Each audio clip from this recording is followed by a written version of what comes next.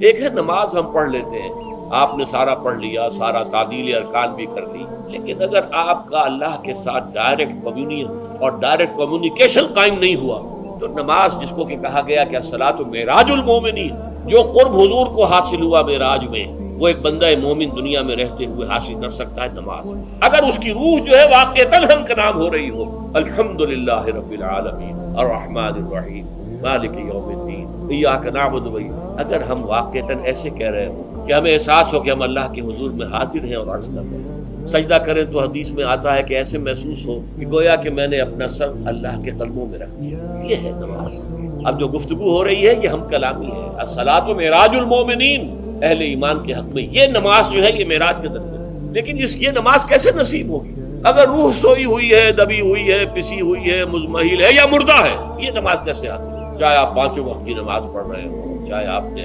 habit بنا لیا ہو نماز کو، چاہے خوش بھی ہو گیا ہو، لیکن یہ کہ جب تک وہ روح بیدار نہ ہو، جب تک ہم کلامی نہ ہو، افلاق سے آتا ہے نالوں کا جواب آخر، اٹھتے ہیں حجاب آخر، کرتے ہیں خطاب آخر، جب تک یہ نہ ہو کہ اللہ تعالیٰ کے سامنے جب کھڑا ہو کر انسان